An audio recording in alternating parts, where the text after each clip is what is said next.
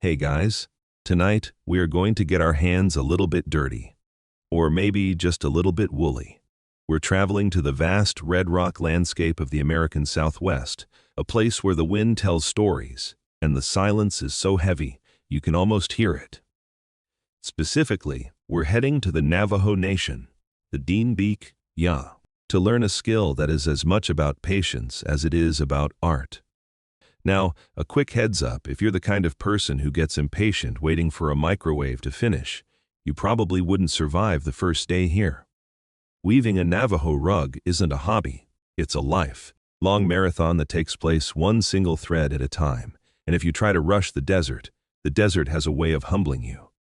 So, before you get comfortable, take a moment to like the video and subscribe, but only if you genuinely enjoy what I do here.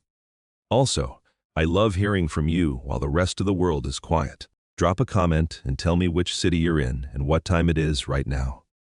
Are you tucked under a duvet in a rainy London, or is it a golden afternoon in California? Now dim the lights, maybe turn on a fan for that soft background hum, and let's ease into tonight's journey together. You wake up before the sun has even thought about showing its face. The air inside the hogan, the traditional 8-sided Navajo dwelling, is crisp and smells faintly of cedar smoke and dry earth. You're wrapped in a heavy blanket, but the tip of your nose is cold. As you step outside, the world is draped in that deep, ethereal, blue-hour light. Ahead of you, the iconic silhouettes of Monument Valley rise out of the ground, like the jagged teeth of a sleeping giant. The sand beneath your boots is fine, almost like flour, and it doesn't make a sound as you walk. This is the high desert. It's a place of extremes, where the sun will try to bake you by noon. But for now, the frost is still clinging to the sagebrush. You find yourself walking toward a small, weathered structure where an upright wooden frame stands waiting. This is the Loom. It doesn't look like much, just some sturdy cedar poles lashed together. Then it is the center of the universe for the next few weeks. You aren't just here to watch. You're here to become part of the rhythm. As the first sliver of gold hits the top of a distant mesa, you hear it. It's a sound you'll soon hear in your dreams. Thwack, thwack, slide. It's the sound of a wooden batten hitting the wool, packing the threads down tight. It's rhythmic, steady, and strangely hypnotic. In the mainstream history books, the Navajo, or the Shreen, as they call themselves, are noted for arriving in this Four Corners region somewhere between Itzen and Itzen-Sibai AD. They were originally nomadic hunters, but they were the ultimate fast learners. When they encountered the Pueblo people who were already weaving cotton, and later the Spanish who brought sheep, the Dindi didn't just copy the craft, they transformed it into a spiritual practice that defined their entire culture. You sit down on a low stool in front of the loom. The warp threads, the vertical ones that provide the skeleton of the rug, are pulled so tight they hum like guitar strings if you pluck them. There is no chair with back support here, no ergonomic keyboard, and definitely no undo button. You realize quite quickly that your posture is going to be your first challenge. But as you look at the master weaver beside you, you notice she isn't strained. She moves with the economy of a cat. She isn't fighting the wool, she's dancing with it. For a bit of a weird fact that you won't find in your average art history textbook, did you know that the Navajo vertical loom is actually an architectural anomaly? Most weaving cultures around the world, from the ancient Egyptians to the medieval Europeans, lean toward horizontal looms or weighted warp looms that used gravity. But the Navajo perfected the vertical loom because it was portable and suited for a nomadic lifestyle, yet strong enough to create a fabric so dense it could literally hold water. Imagine weaving a blanket so tight you could use it as a bucket. That's the level of craftsmanship we're talking about here. You reach out and touch the wool. It's oily and thick, still carrying the lanolin from the sheep. It feels real. It feels like it belongs to the earth. But as you prepare to slide your first wooden shuttle through the warp, you start thinking about where this all came from. And this is where the academic world gets a little bit spicy. History books will tell you, quite confidently, that the Navajo learned weaving from the Pueblo people during the Shutzitiat century. especially after the Pueblo revolt of Itzendo by Basho and Saucher. The two groups lived closely together to evade the Spanish. It's a clean, logical narrative of cultural exchange. However, if you talk to the weavers themselves or listen to the oral traditions, they'll tell you something very different. They'll tell you about Spider-Woman. According to the Din, weaving wasn't a learned skill passed from neighbor to neighbor. It was a gift from a holy being who lived atop Spider Rock. She taught the first weavers how to use the sky for a loom, the sunbeams for warp, and the lightning for a shuttle. Scholars today are still locked in a heated debate over these two versions of history. One side looks for carbon-dated fragments of cotton and wool to prove a timeline of technological transfer, while the other side argues that the spiritual source of the weaving is just as historical as any physical artifact.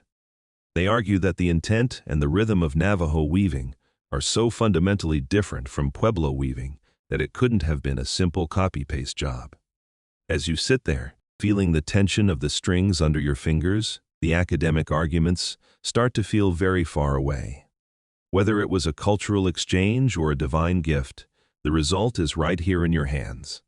The sun is higher now, turning the red dust into a glowing orange haze.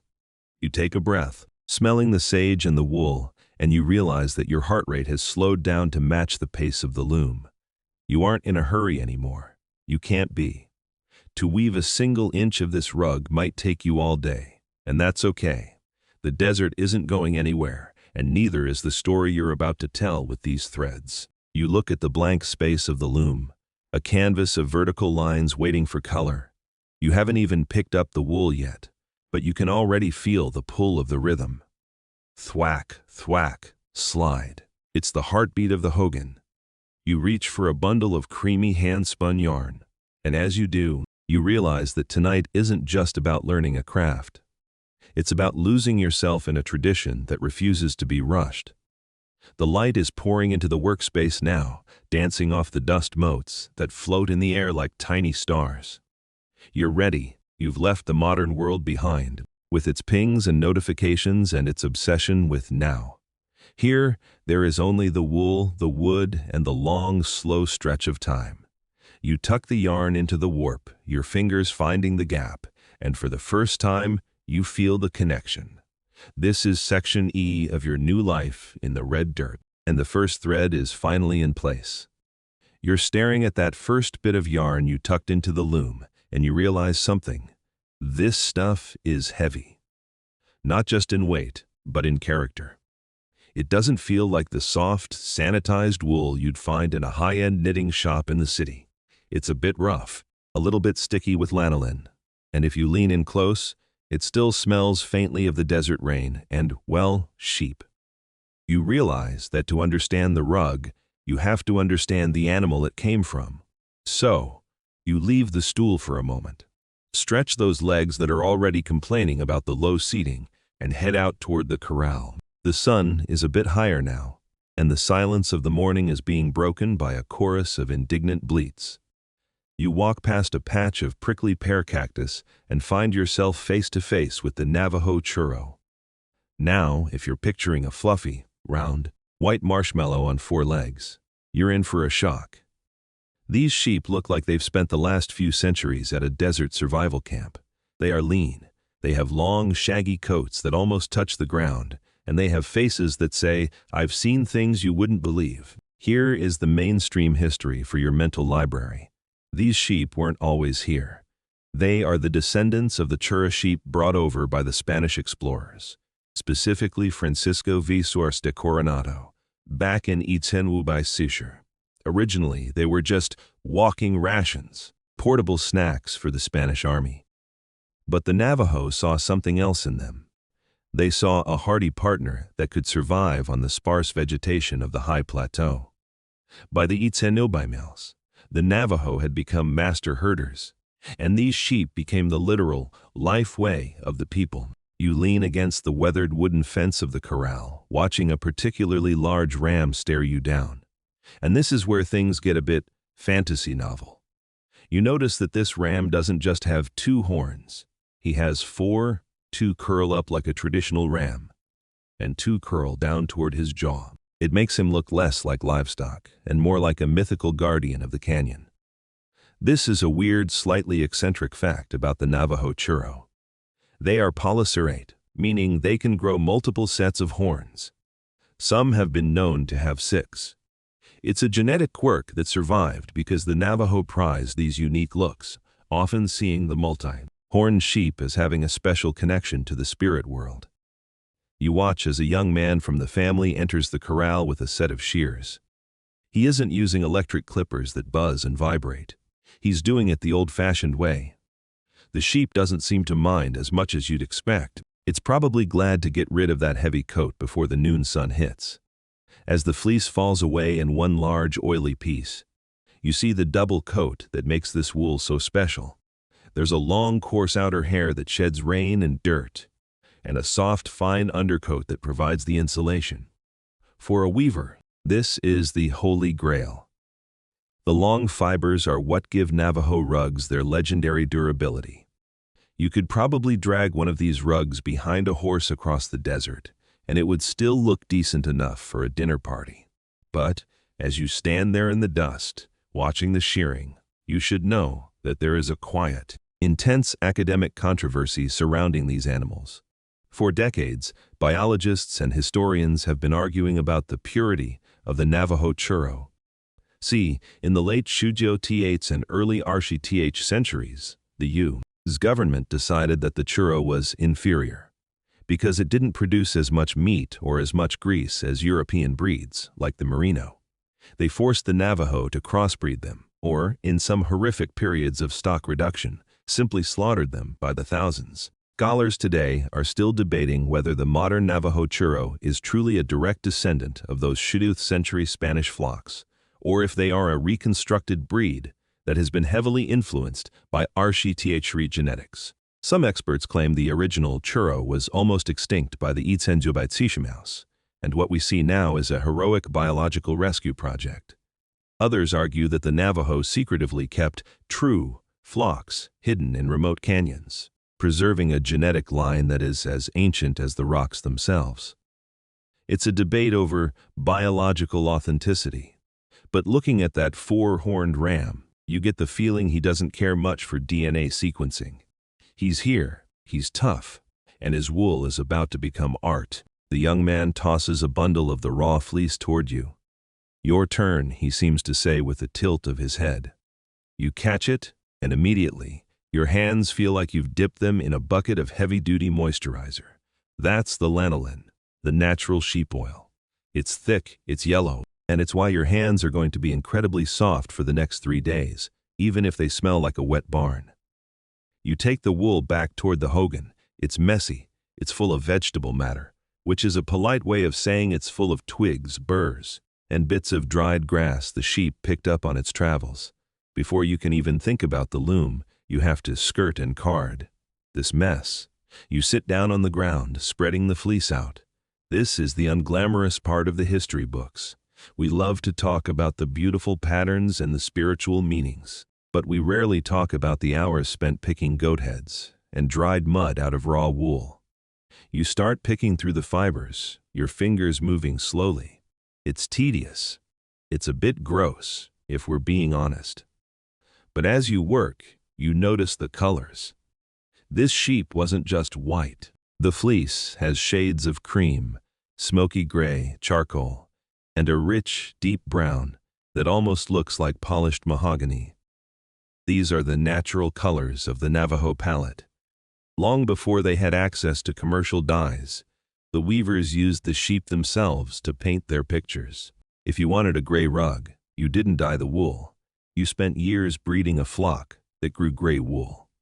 It's a slow-motion form of art that starts with a birth in the corral and ends with a finished piece on the loom. The rhythm is starting to shift. You've moved from the thwack of the loom to the pick and pull of the fleece. Your mind starts to wander. You think about those Spanish soldiers Wubai years ago, walking across this same red dirt, never imagining that their rations would eventually become the foundation of an artistic empire. You think about the 4-horned guardians of the flock and the scholars arguing over sheep bloodlines in some air-conditioned office far away. But mostly, You just feel the wool. It's warm from the sun, and as you clear away the debris, the true beauty of the fiber begins to show. It's lustrous, strong, and ready for the next step. You've met the source, you've felt the life way, and now you have a mountain of messy fleece that needs to become a single, elegant thread. You wipe a bit of lanolin off your forehead grate. Now your face smells like a ram too, and prepare yourself for the long spinning afternoon ahead. So, you're sitting there with a giant pile of raw, shaggy fleece that smells like a mix of dusty desert wind and a very busy barnyard. Your hands are slick with enough lanolin to start your own high-end skincare line, but the wool is still full of twigs and bits of dried grass. It's a mess. Before this can become a rug, it has to become a thread, but you can't just pull a piece of wool and expect it to behave. You have to convince it. You have to break it down and then build it back up. This is the part of the story where we talk about the meditation of the cards and the dance of the spindle. You reach for two wooden paddles with hundreds of tiny metal teeth sticking out of them. They look like something a medieval torturer might use to brush his cat. These are your carding combs. You take a handful of that messy wool and sandwich it between the teeth. Now comes the workout. You pull the paddles apart with a rhythmic, scratching sound, scritch, scritch, scritch. It's a bit like trying to brush out a massive knot in your hair. But you're doing it over and over again. After a few minutes, your forearms are starting to feel the burn. But look at what's happening between the paddles. Those tangled, chaotic fibers are starting to line up. They're becoming a soft, airy cloud. In the weaving world, we call this a rolag, a little tube of fluffy potential. Now, here is a mainstream historical fact to think about while you're working those biceps. While the Navajo adopted many tools from the Spanish, the way they process wool remained remarkably distinct. For centuries, while the rest of the world was moving toward giant, industrial carding machines and high-speed spinning wheels, the Navajo kept it intimate.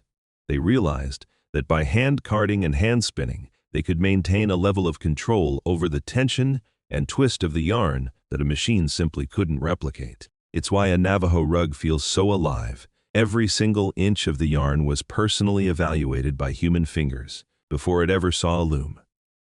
You've got your pile of fluffy rolags ready, and now it's time for the star of the show, the Tahi-Li, or the Navajo spindle.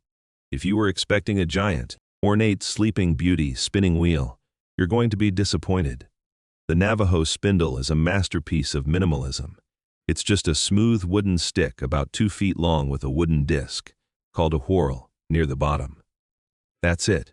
It looks like a giant primitive top. You sit on the ground, legs stretched out, and you rest the bottom of the spindle on the earth or in a shallow bowl. This is where the thigh rolling technique comes in. You take a bit of your fluffy wool, attach it to the tip of the stick, and then you roll the spindle down your thigh with the palm of your hand. Zed out, the spindle spins like a top, and as it turns, it grabs the wool and twists it. You pull your hand back, drawing the wool out into a long, thin line, and the twist travels up the fiber, turning it from a cloud into a string. Zat, pull. Zat, pull. It looks incredibly graceful when the master weaver does it. But the first time you try, you probably end up with something that looks like a lumpy piece of kite string that's been through a blender. But don't worry, you're in good company. This specific method of spinning rolling the spindle against the leg is a signature move of the Southwest. And here is a quirky, slightly obscure fact for you. In the old days, the wooden whorl at the bottom of the spindle wasn't always made of new wood. Archaeologists have found ancient Navajo spindles where the whorls were actually made from broken pottery shards found in the ruins of the ancestral Puebloans. Imagine spinning your future rug using a piece of a 1,000-year-old bowl as your anchor. It's a beautiful way of literally spinning the past into the present, though nowadays, most weavers stick to beautifully carved cedar or pine. As you get into the rhythm, zozd, pull, wind, zozd, pull, wind.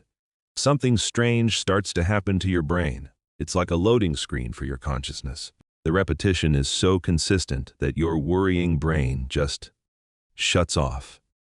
You aren't thinking about your taxes or that awkward thing you said 5 years ago. You're just focused on the twist. Is it too tight? Is it too loose? You feel the vibration of the spindle through your palm and the tension of the wool in your fingertips. You are becoming a human machine, but a very slow, very soulful one.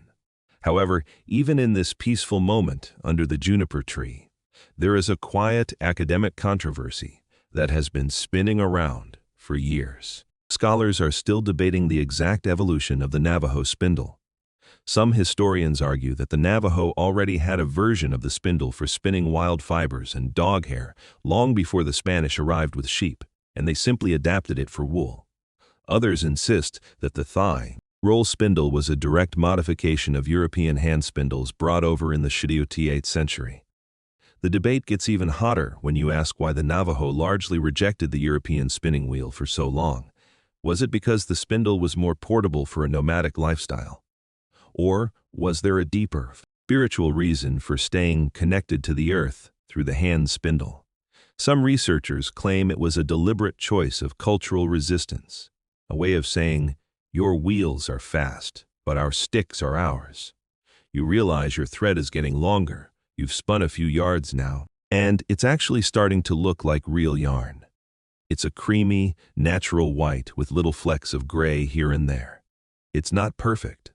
It has character, which is what we call it when one section is a little thicker than the other. But that character is important. In a Navajo rug, those subtle variations in the yarn are what give the finished piece its shimmer or its watered look. If the yarn were perfectly uniform, the rug would look like it was made of plastic. Here, the mistakes of the hand are the hallmarks of the soul. The sun is directly overhead now, and the shadow of the juniper tree has shrunk to a tiny circle around you.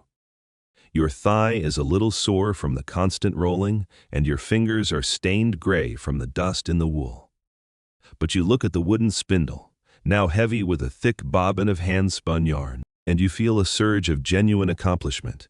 You've taken a messy, shaggy animal and turned it into a geometric possibility. You're starting to understand that time works differently here. In the city, a minute is something to be managed.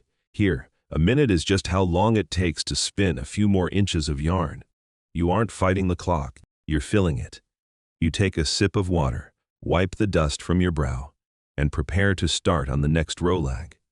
You've got a long way to go before you reach the loom, but the rhythm has you now. Zut, pull, wind. The desert is quiet, the spindle is humming, and the thread of your story is getting stronger with every turn. Your hands are still buzzing from the vibration of the spindle, and you've got a neat pile of creamy, white yarn sitting next to you. It looks beautiful, sure, but it also looks a little unfinished. It looks like a blank page waiting for a story. And out here in the Navajo Nation, stories are written in color. So, you stand up, shaking the dust off your knees, and follow the scent of wood smoke and something sharp and earthy toward a large iron pot simmering over an open fire. Welcome to the alchemy of the desert. If you were expecting a sterile laboratory or a row of neat little plastic bottles from a craft store, you're in the wrong century. The ground around the fire is covered in bundles of dried plants, handfuls of bark, and strange, dusty-looking nuggets that look like small rocks. This is where the landscape gets boiled down into a liquid. Navajo weavers have a relationship with color that is deeply territorial and incredibly patient. You don't just buy a color, you hunt for it. You wait for the rabbit brush to bloom in late summer for that bright, sunshine yellow. You dig for the roots of the wild mountain mahogany for a rich, rusty brown. You are literally dipping your yarn into the essence of the four corners. The mainstream historical fact you should know is that the classic Navajo palette hasn't always been this diverse. In the early days, weavers mostly stuck to the natural colors of the sheep, white, brown, black, and gray. Then came the chief's blanket era, where they traded for indigo, a blue dye that came all the way from Central America and Asia, and bayeta, which were red English flannel blankets. The weavers would literally unweave those blankets, piece by piece, just to get their hands on that high-status red thread to incorporate into their own rugs. Red was the color of power, the color of wealth, and for a long time, it was the only color they didn't harvest themselves. You watch the weaver as she tosses a handful of tiny, grayish, shriveled-looking things into a stone mortar and pestle. "Here," she says, handing you the pestle. "Crush them." You look closer, and you realize these aren't rocks or seeds. They're bugs. Specifically, they are cochineal, tiny scale insects that live on the pads of the prickly pear cactus. This is your obscure and slightly ew fact for the night. The world's most famous red dye comes from crushing the dried bodies of millions of female insects. As you grind them down, the gray dust suddenly explodes into a brilliant, deep crimson. It's a color so intense it looks like it shouldn't exist in nature. In the 17th and 18th centuries, cochineal was so valuable that it was the second most important export from the New World after silver. Kings and cardinals in Europe were wearing bug juice, and out here in the desert, the Navajo were using it to turn their yarn into lightning. You take your crushed bug powder and stir it into the boiling pot. The water turns a violent, beautiful red. But you can't just throw the yarn in yet. If you did, the color would wash right out the first time the rug got wet. You need a mordant, a chemical bridge that helps the dye bite into the fiber. This is where the senses of the desert really come alive, and not always in a good way. Traditionally, weavers used wood ash or fermented sheep urine as a mordant. Yes, you heard that right. If you want that color to last a century, you've got to embrace some pretty funky smells. Luckily for you, today we're using alum, which just smells like metallic nothing. You lower your hand-spun yarn into the pot. You use a smooth cedar stick to push it down, making sure every inch of that creamy wool is submerged. The steam rises up, smelling like wet wool and ancient minerals. It's a slow process. You can't rush the heat, and you can't rush the absorption. You sit by the fire, watching the bubbles pop, and the weaver starts talking about the vegetal dye movement. This brings us to a juicy piece of academic controversy that keeps textile historians awake at night. If you look at Navajo rugs from the 1920s and 30s, you'll see these beautiful, soft, earth tones, pale greens, soft yellows, and desert pinks. For a long time, the official story was that this was a glorious return to ancient, traditional plant dyeing techniques after a period of using harsh, commercial aniline dyes. However, some scholars argue that the vegetal dye movement was actually a marketing invention by white trading post owners, like the Lippincott's at Wide Ruins or the McSparrans at Chinley. The theory is that these traders realized that East Coast collectors didn't like the gaudy, bright reds and blacks of traditional rugs and preferred something that matched their living room curtains.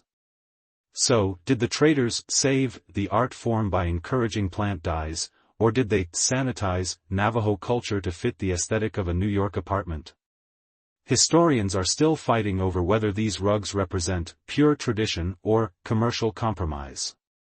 You pull a bit of the yarn out with your stick to check the progress. It's no longer white, it's a deep, bruised magenta. It's breathtaking. You realize that the controversy doesn't really matter when you're looking at the color. Whether the idea came from a trader or a grandmother, the plants and the bugs are the ones doing the work. You're watching a chemical reaction that has been happening since the beginning of time, and you're the one holding the stick. The afternoon is fading into that golden, hazy, magic hour. You spend the rest of the time preparing other pots. One is full of rabbitbrush for a vivid yellow, and another is simmering with juniper bark to create a soft, warm tan. By the time you're done, you have a rainbow of wet, heavy yarn hanging on a line between two trees. The desert wind catches them, and they sway back and forth like the colorful tails of some mythical desert birds. You look at your hands. They are stained a faint pink from the cochineal and a bit of yellow from the rabbitbrush. You try to wash it off, but the desert has decided you're a canvas too. You don't mind. You feel like you've finally earned your place in the story. You started with a shaggy sheep, you spent hours turning fluff into thread, and now you've captured the very colors of the mesas and the sunset. Tomorrow, the yarn will be dry. Tomorrow, we finally face the wooden frame that has been waiting for us in the corner of the hogan. But for tonight, you just sit by the dying fire, watching the stars begin to pop out over the canyon walls. The air is cooling down, the smell of wood smoke is sweet, and you're starting to realize that the rhythm isn't just in the weaving. It's in the growing, the shearing, the spinning, and the boiling. You are part of a cycle that is much larger than you are, and for the first time in a long time, you feel perfectly in sync. The weaver hands you a cup of Navajo tea, herbal brew made from the same plant that creates a beautiful brownish-orange dye. You take a sip, and it tastes like the earth itself. Warm, slightly sweet, and solid. You look at your colorful yarn drying in the moonlight, and you close your eyes, the image of the bug juice red still burned into your retinas. You're ready for the loom. You're ready to see how these threads will come together to make something that can survive the wind, the sand, and the centuries. You step back inside the hogan, and the change in light is almost a relief. Your eyes, still a bit dazzled by the bug juice, crimson and the neon rabbitbrush yellow hanging on the line outside, take a second to adjust to the cool, cedar-scented interior. The yarn is dry now, and it's no longer just wool, it's a collection of possibilities. You look at the upright wooden frame of the loom, and then you start looking around for the manual. You know, the how-to guide, the graph paper with the little colored squares, or maybe a tablet with a Pinterest board of geometric patterns. You're waiting for the blueprint that tells you exactly where the red goes and where the yellow stops. But as you look at the weaver, she just taps her temple and gives you that, you have so much to learn, smile. There is no paper. There are no sketches. There isn't even a faint pencil mark on the warp strings. This is the moment you realize that Navajo weaving is a form of high-level mental mapping that would make a structural engineer's head spin. Every diamond, every serrated lightning bolt, and every intricate border is planned entirely within the mind before the first thread is even tucked in. It's like playing a game of three-dimensional chess where the board is vertical, the pieces are thousands of individual threads, and you have to remember the position of every single move for the next 6 months. The mainstream historical fact you should anchor yourself to right now is the story of Naashjai or Spider Woman. In the Dine, Navajo, origin story, weaving wasn't just a clever invention, it was a divine gift. Spider Woman taught the people how to build the first loom using the materials of the universe. The crosspoles were made of sky and earth, the warp was made of sunrays, and the shuttle was made of white shell and lightning. To the Navajo, the loom isn't just a machine, it's a sacred recreation of the cosmos. This spiritual foundation is why, traditionally, a weaver doesn't need a paper pattern. If you are weaving the universe, the pattern is already inside you, you just have to pull it out through your fingertips.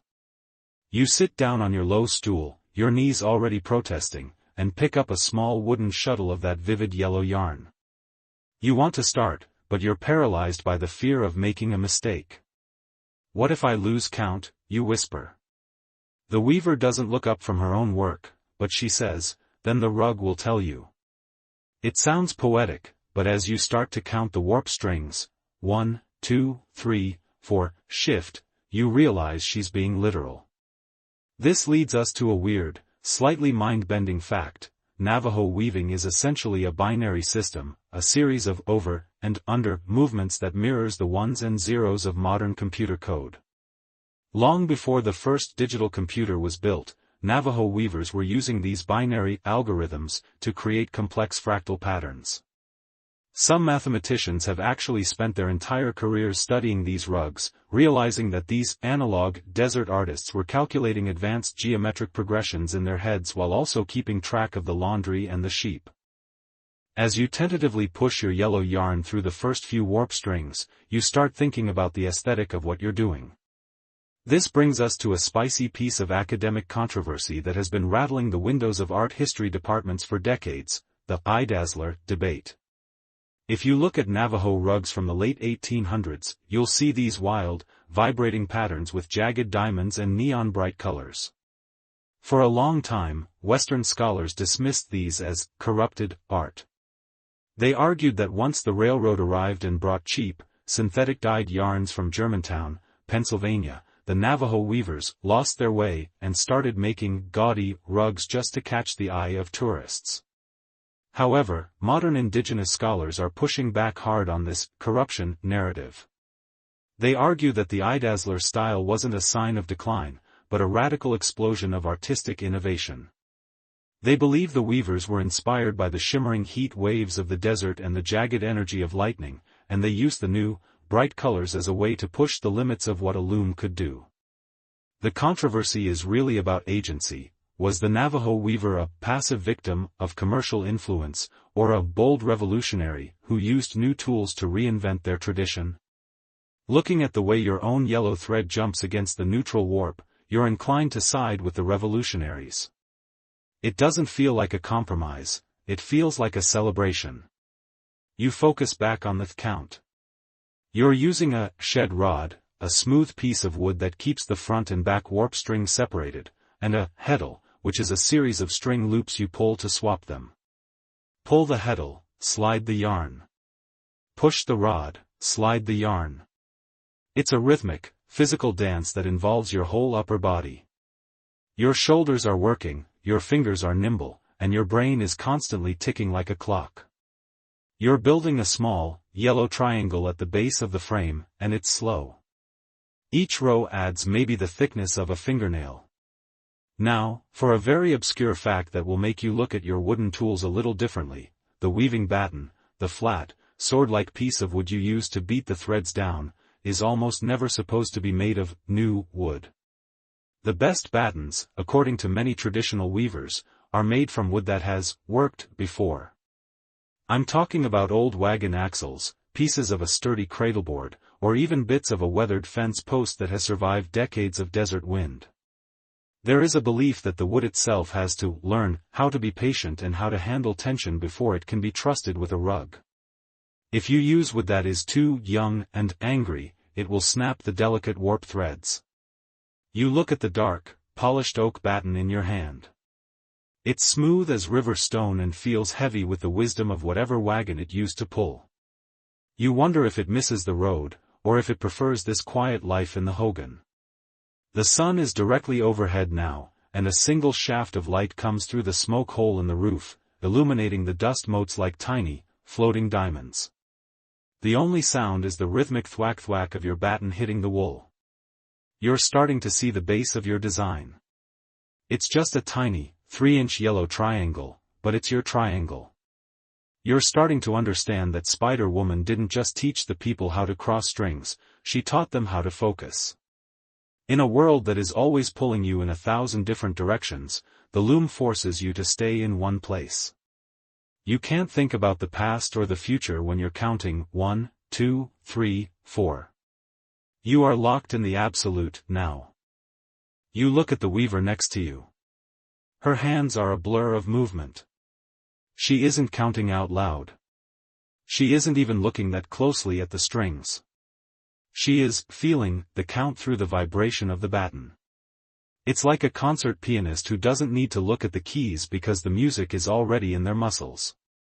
You realize that you're still in the stuttering phase of learning this language, while she is reciting epic poetry. You take a deep breath, the scent of the cedar wood and the dyed wool filling your lungs. You've got the first few inches done. It doesn't look like much to a casual observer, but to you, it's a massive victory. You've successfully translated a mental image into a physical structure without a single piece of paper to guide you. You realize that the rug isn't just something you're making, it's something you're discovering. The pattern is already there, hidden in the tension of the strings, waiting for you to find the right rhythm to pull it out. You wipe a bit of sweat from your brow, pick up the red yarn, and prepare to start the next count. The triangle is finished. It's time for the lightning to strike. You're leaning back now, trying to find a position that doesn't involve your spine screaming in 3 different languages. You look at that tiny yellow triangle you just finished. It's about the size of a postage stamp, but it feels as heavy as a mountain. And as you sit there, you start to really look at the wooden frame holding everything together. You realized earlier it was just cedar poles, but now that you're part of the process, you see it's more like a suspension bridge. This is the Navajo vertical loom, and it's essentially a wooden ladder aimed at the heavens. You might be tempted to lean your full weight against one of those upright posts, but I wouldn't recommend it unless you want to find out exactly how much a 500-pound tensioned wooden frame hurts when it collapses on your head. In the mainstream history of textiles, most of the world's great weaving traditions, the Persians, the Belgians, the Chinese, developed horizontal looms. They had big, stationary workshops with heavy equipment that sat flat on the floor. But the Navajo? They took one look at the horizontal style used by their neighbors and said, "No, thanks, we're going vertical." This allowed the loom to fit perfectly inside the sloped walls of a hogan, and more importantly, it meant that if the sheep moved to new grazing lands, the weaver could just untie the frame, throw it on a horse, and be gone in 20 minutes. It's the original, work-from-anywhere, technology, designed by people who valued their freedom as much as their art. You reach out and touch the top horizontal beam. It's a thick, sturdy piece of juniper wood, and you can feel it vibrating. That's because the warp strings, those thousands of vertical lines, aren't just hanging there. They are pulled tight, usually by a series of ropes that spiral around the top beam and a secondary, tension bar. You realize that the loom is essentially a giant, multi-stringed bow. If you were to take a knife and slice through the warp, the tension is so high that the wooden beams would probably snap back with enough force to break a rib. This is why the frame has to be built with such care. Every lashing, every knot, and every piece of wood has to withstand hundreds of pounds of constant, unrelenting pressure for months at a time. Now, for a bit of an obscure, slightly quirky fact, have you ever noticed how the top and bottom of a Navajo rug often have a thick, braided cord running along the edge? That's not just for decoration. To set up the loom, the weaver first has to warp the yarn, which involves winding miles of thread in a figure-8 pattern between two poles laid out on the ground. To keep these strings from sliding around, they twine a heavy cord across the ends. When they finally lift this harp of strings and tie it into the vertical frame, that cord becomes the structural anchor. In the old days, weavers would sometimes use human hair or braided yucca fiber for these cords because they were stronger and less likely to stretch than wool. You look at your own rug in progress and wonder if there's a secret strand of someone's ponytail holding your triangles together. Probably not, but it's a nice thought, isn't it? As you watch the weaver tighten the tension ropes with a rhythmic creak creak creak, you can't help but think about the upright controversy that has kept archaeologists arguing in the desert for decades. There is a persistent, heated academic debate over exactly when and why the Navajo tipped the loom up. The standard theory is that they borrowed the vertical frame from the Pueblo peoples, who had been using it to weave cotton for centuries. But some scholars argue that the Navajo didn't just borrow it, they re-engineered it into a portable, high-tension beast. Archaeologists often fight over loom holes, small, circular depressions in the sandstone floors of ancient ruins. One camp claims these are proof of ancient Navajo presence, while another camp insists they are purely Puebloan. The debate turns into a real CSI, Monument Valley, situation, with people measuring the diameter of holes in the rock to figure out whose ladder to the sky was standing there 1,000 years ago. You look at the heddle rod sitting right at eye level. This is a thin stick that is tied to every other warp string with hundreds of tiny loops of yarn. When you pull this rod toward you, it creates a shed, a gap between the front and back strings that allows you to pass your shuttle through. Then you have the shed rod, a thicker piece of wood that sits above it, which you push up or down to swap the strings back. It's a low-tech mechanical computer. Pull, pass, push, pass. It's simple in theory, but as you reach out to grab the heddle rod, you realize the physical effort required. You're not just moving a stick, you're fighting the collective tension of all those miles of wool. The weaver hands you the baton again. "The loom is alive," she says. You have to listen to the wood. You think she's being metaphorical until you hear the frame groan. As the sun moves across the sky and the temperature in the hogan changes, the wood expands and contracts. The tension shifts. If you don't adjust the ropes, the warp strings will either go limp or snap like overtuned piano wires. You realize that you aren't just an artist, you're a structural engineer, a mechanic, and a piano tuner all rolled into one. You have to keep the ladder perfectly balanced so that your rug doesn't end up looking like a wavy potato chip. The air is getting a bit dusty as you work. You watch the way the light hits the vertical strings.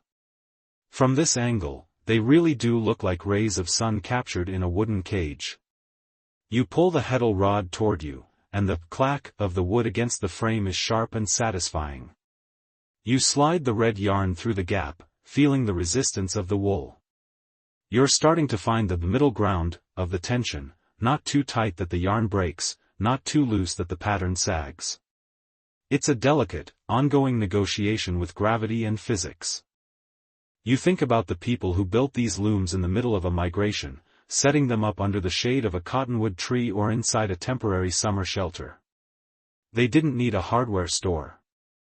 They found the wood in the washes, they spun the ropes from their own sheep, and they built a machine that could produce world-class art in the middle of a wilderness. It makes your modern life, with its pre-assembled furniture and digital tools, feel a bit flimsy.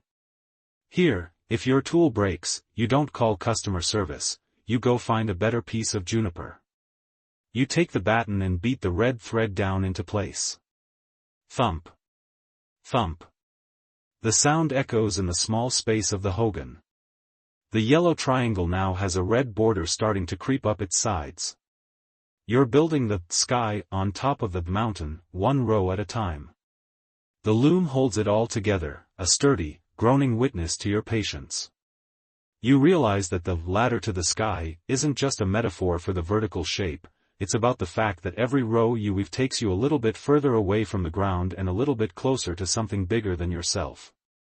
The sun is beginning its slow dip, and the shadows of the warp strings are lengthening against the back of the loom, creating a ghost rug on the wall. You pull the tension rope one last time for the afternoon, feeling the frame settle. You're exhausted, but you can't stop looking at it. The cedar, the wool, the tension, and the history, they're all locked into this upright embrace. You're ready to let the rhythm take you into the next phase, where the counting becomes a trance and the patterns start to tell their own stories. You're sitting back on your stool, and the low evening light is catching the fine dust motes dancing between you and the loom.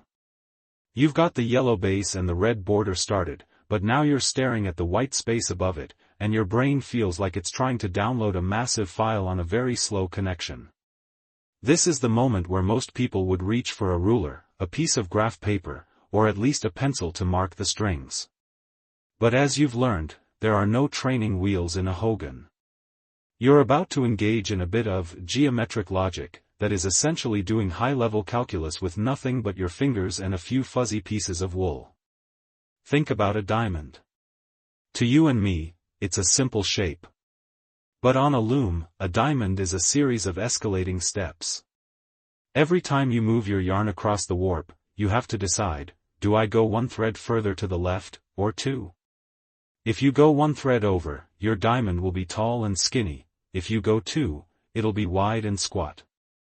And here's the kicker, you have to do the exact same thing on the other side, in reverse, perfectly mirrored, while also remembering that in 20 rows, you have to start closing the shape again.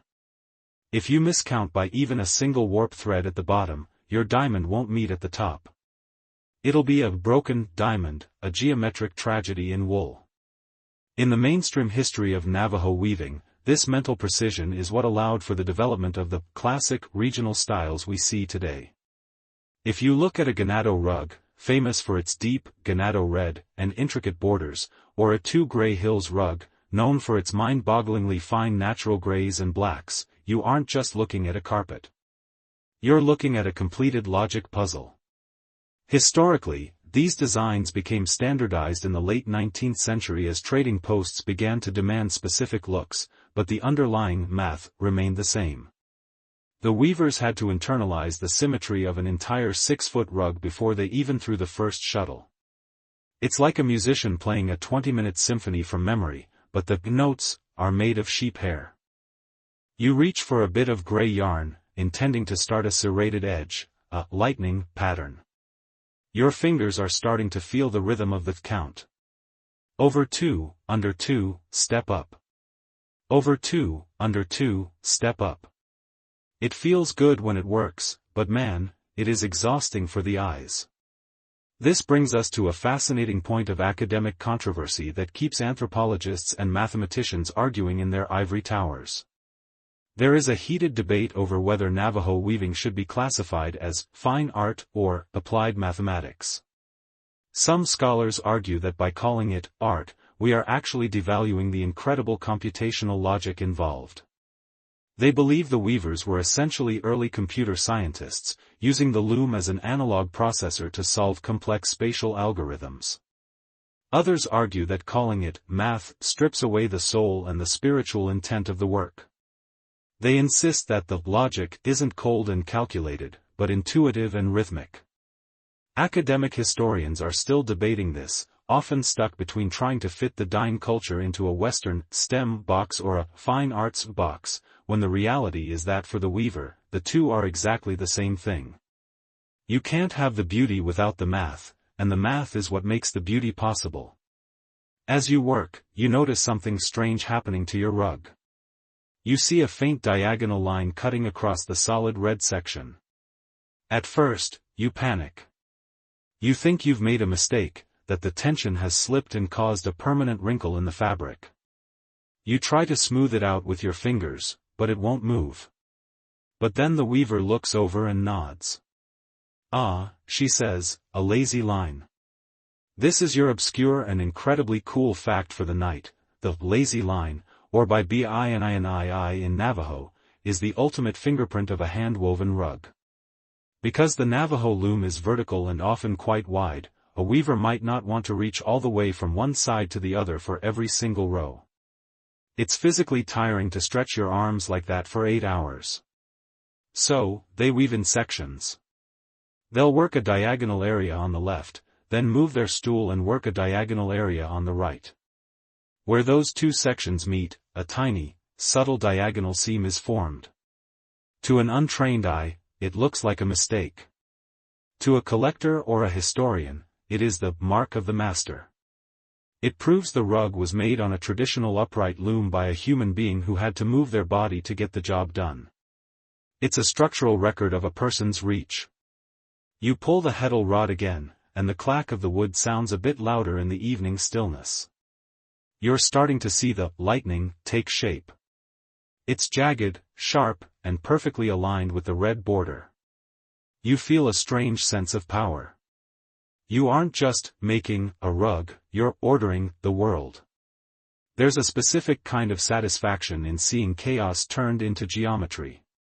In your normal life, things are messy, emails are half-finished, the kitchen is a disaster, and your to-do list is a work of fiction. But here, on the loom, if you count correctly, the universe is perfect. Every thread has a place. Every color has a boundary. However, don't get too smug. The loom has a way of humbling you. You realize that while you're focused on this one little corner, you've completely forgotten about the tension on the other side. You look over and see that the right side of the rug is starting to waste, it's pulling inward like it's wearing a corset that's too tight. This is the logic of physics fighting your logic of geometry. You have to go back, loosen the side ties, and carefully respace the warp strings with your fingers. It's a constant, microscopic battle to keep the rectangle a rectangle. You find yourself squinting in the dimming light, your eyes darting between the yellow, the red, and the gray. You're starting to see patterns in everything now, the way the cedar logs are stacked in the wall, the way the clouds are filtered through the smoke hole. Your brain is rewiring itself to see the world in, over and under. You're no longer just a person sitting in a hut, you're a processor. You're a human calculator, turning the fluffy energy of a sheep into the rigid logic of a mesa. The weaver lights a small kerosene lamp, and the shadows of the warp strings jump against the back of the loom, looking like a giant barcode. You take one last look at your lightning edge. It's not perfect, one of the steps is a little wobbly, but it's getting there. You've learned the hardest lesson of the loom, that the most important tool isn't the shuttle or the batten, but the internal grid. You realize that the rug isn't on the frame, it's in the space between your ears.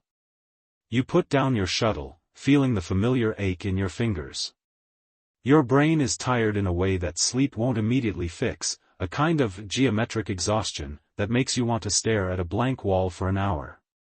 But as you look at that tiny, jagged gray line emerging from the red, you feel a surge of genuine respect for the thousands of women who did this for centuries, in the dark, in the cold, and in the middle of a shifting world, without ever needing a single piece of paper to tell them where the lightning should fall. The sun is directly overhead now, and the hogan has become a sanctuary of golden-brown shadows.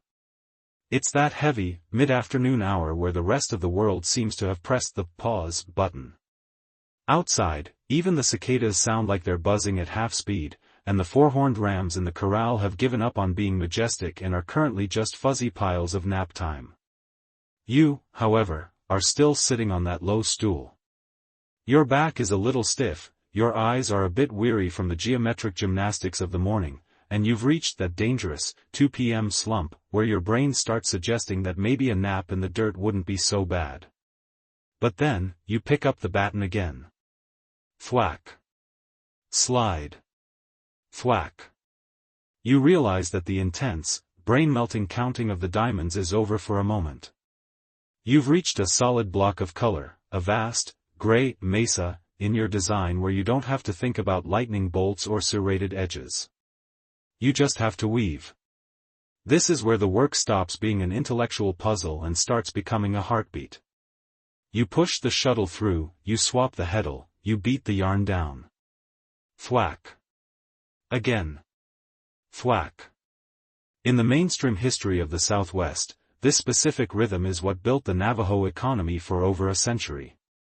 We often talk about the classic period of Navajo weaving, roughly between 1840 and 1865.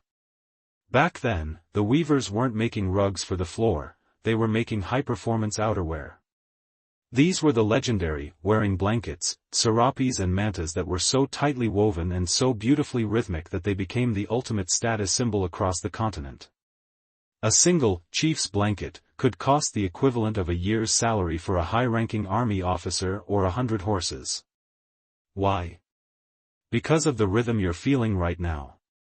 The consistency required to make a blanket that was perfectly rectangular, perfectly smooth, and perfectly water-resistant required a level of meditative focus that was essentially a superpower. You reach for your weaving comb. This isn't the flat, sword-like baton. It's a heavy wooden tool that looks like a giant, blunt fork with 5 or 6 tines. It's carved from a single piece of dense, dark wood. Here is a quirky, obscure fact for you: the best weaving combs are traditionally made from the wood of the mountain mahogany or the wild plum. These woods are so heavy and oil-rich that they don't splinter, even after decades of being hammered against wool. And here's the weird part: a well-seasoned weaving comb actually sings. As you rake the tines through the warp strings to settle the yarn before the final beat, it makes a high-pitched, metallic ping sound. Experienced weavers can tell the tension of their loom just by the note the strings play when the comb touches them. You're not just weaving, you're playing a harp made of sheep hair. As the afternoon stretches on, the repetition starts to do something to your consciousness. It's like a meditation app, but without the annoying subscription fee. Every thwack of the baton acts as a metronome, clearing out the mental clutter. You're no longer thinking about the red-hot cochineal bugs or the academic debates over lazy lines. You're just in the flow. This brings us to a fascinating point of academic controversy that has neuroanthropologists and psychologists scratching their heads. There is a long-standing trance debate in the study of traditional crafts. One side of the academic aisle argues that the repetitive nature of weaving induces a theta wave state in the brain, a light trance similar to deep meditation or the runner's high. They believe that for the Navajo, this wasn't just work, but a spiritual practice that allowed the weaver to leave their physical body and enter a space of pure creation. On the other side, more skeptical scholars argue that weaving is far too cognitively demanding for a trance. They point to the constant counting and the micro-adjustments of tension as proof that the weaver must remain in a state of high-frequency focus. Is it a spiritual out-of-body experience or just an incredibly deep, flow state? Historians are still debating whether the weaver's trance is a legitimate neurological phenomenon or a romanticized myth created by outsiders. You, however, are starting to believe that trance people might be onto something. Your hands are moving on autopilot now. Pull heddle, slide yarn, comb down, batten thump. You find yourself staring at the point where the gray yarn meets the white warp strings, and for a second, you lose the sense of where your fingers end and the wool begins. It's a strange, floating sensation. You're not bored, you're just quiet. The thwack of the batten isn't a noise anymore, it's the sound of time passing. You realize that this is why a Navajo rug takes months. It's not just because the wool is thin, it's because you have to put so many heartbeats into every inch. You look at the weaver working next to you. She's been in this rhythm for hours. She hasn't stopped for water, she hasn't checked a clock, and she hasn't even blinked that much. She looks like she's carved out of the same cedar as her loom. She tells you a story, her voice low and steady, about how a weaver must keep a good heart while working. If you weave while you're angry, the tension will be uneven. If you weave while you're sad, the colors will look dull. The rug is a physical record of your internal state. You look at your gray mesa and notice that the rows are looking very even and smooth. You must be in a zen place. But then, a fly lands on your nose. The trance breaks. You sneeze, you drop your shuttle, and you realize your foot has fallen asleep. The desert has a way of reminding you that you're still a mortal in a wooden hut. You stretch your legs, feeling the pins and needles sensation, and take a long drink of water from a ceramic jug. The water is cool and tastes faintly of minerals. You look back at your work. In the last hour of meditation, you've managed to add almost 2 inches of solid gray. It's beautiful in its simplicity. It's a rest for the eyes between the frantic yellow and red of the morning. You realize that the boring parts of the rug, the solid blocks of color, are actually the most important. They are the silence that makes the music of the pattern stand out. Without these long, rhythmic stretches of repetition, the diamonds wouldn't look half as impressive. The light in the hogan is shifting again, the shadows stretching across the dirt floor toward the east. The afternoon slump has passed, and you've come out the other side with a clearer head and a longer rug. You feel a strange sense of gratitude toward that heavy wooden comb and the rhythmic thwack of the batten. They've carried you through the heat and the exhaustion, turning a tedious task into a mental sanctuary. You pick up the red yarn again. The mesa is done, and it's time to start the next geometric climb. You feel refreshed, centered, and ready for the next challenge. The meditation has done its work. You realize that the rug isn't just a floor covering or a piece of art, it's a physical map of a long, quiet afternoon spent in the heart of the desert. You pull the heddle rod, listen for the note of the strings, and prepare to bring the lightning back into the gray. You're sitting there, your fingers moving through the warp with a rhythm that has finally started to feel like second nature. The mesa you just finished is solid, gray, and calm. But as the sun begins to sink toward the horizon, casting long, jagged shadows of the mesas into the hogan, the mood shifts. The light becomes a deep, bruised amber, and the wool in your lap feels a bit heavier, as if it's soaking up the gravity of the story you're about to weave. You see, the history of Navajo weaving isn't all sunshine and bug juice crimson. There's a period of time where the rhythm of the loom was the only thing keeping a people from drifting away into the dust. You reach for a bundle of yarn that feels a bit different. It's a 4-ply, bright red yarn that looks almost too perfect, too factory-made. This is Germantown yarn. As you slide it through the strings, your mind travels back to 1864. This is the mainstream history moment that every Navajo weaver carries in their bones, Wieldy, or the Long Walk. The U.S. government, in a move of spectacular cruelty and even more spectacular bureaucratic incompetence, forced nearly 10,000 Navajo people to walk over 300 miles in the dead of winter to an internment camp called Bosque Redondo in New Mexico. Many didn't survive the walk, and those who did arrived at a place with bitter water, no firewood, and soil that refused to grow anything but misery. Imagine being in that camp. You've lost your home, your sacred canyons, and most of your sheep, the very source of your life way. You're sitting in a dirt hole for shelter, shivering under a thin, scratchy government-issue blanket. But here's the thing about the Dine, they are the ultimate survivors. Even in the middle of an internment camp, they started to weave. They didn't have their Cho sheep anymore, so they did something incredible. They took those terrible, scratchy army blankets and the Germantown yarns provided by the government, and they unraveled them. They took the enemy's wool, spun it, and wove it into patterns of defiance. This leads us to a truly obscure and slightly heartbreaking fact: because they were living in literal pits in the ground to stay warm, the weavers often dug loom pits. They would sit in a hole in the earth so that the bottom of their vertical loom would be at chest level. There is a persistent belief among some traditionalists that weaving in the earth during the exile was a way of staying connected to Nahazdzin, the Earth Mother, even when the surface of the world had turned hostile. They were literally weaving inside the body of the earth, using the moisture from the ground to keep the dry, brittle government yarn from snapping. As you pull the heddle rod, the clack sounds a bit sharper, like a bone hitting wood.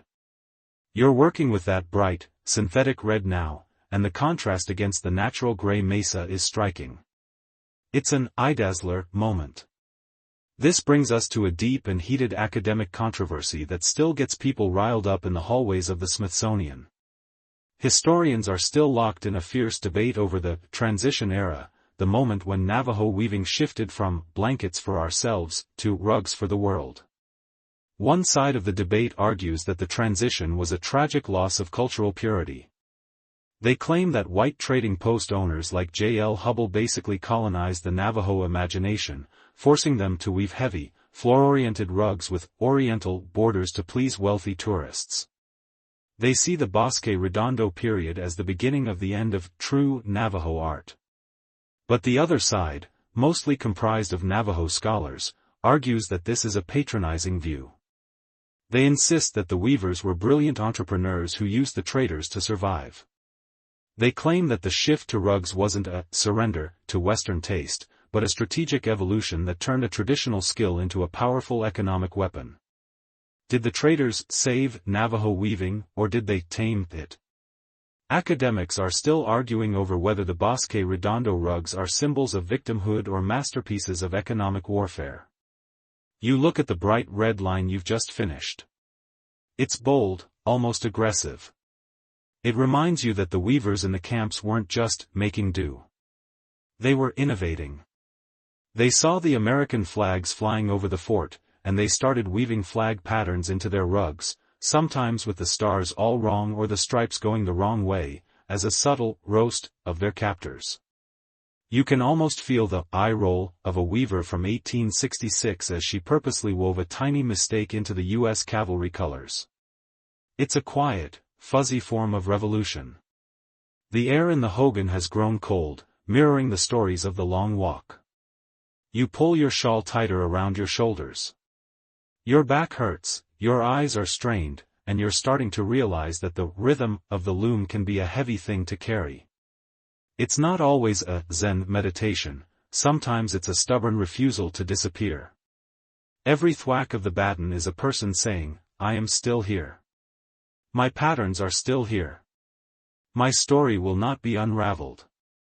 You notice that the yarn you're using is a bit thinner than the hand-spun wool you used for the mesa. It requires more rows to fill an inch. It's tedious, and it feels like you're not making any progress. You imagine a weaver in 1865, her fingers blue with cold, staring at a half-finished blanket while her children were hungry. You realize that patience isn't a strong enough word for what happened at Bosque Redondo. It was endurance. It was the ability to take the fragments of a broken world and weave them into a single, cohesive rectangle. As you finish the red section and prepare to transition back into the natural white, you feel a surge of respect that makes the hair on your arms stand up. You aren't just making a floor covering. You are working in a medium that saved a nation. If the Navajo hadn't been such incredible weavers, if they hadn't been able to turn bug juice and army blankets into something the world wanted to buy, their history might have ended in that New Mexico dust. The loom wasn't just a tool, it was a life raft. You put down the shuttle for a moment and rub your sore palms.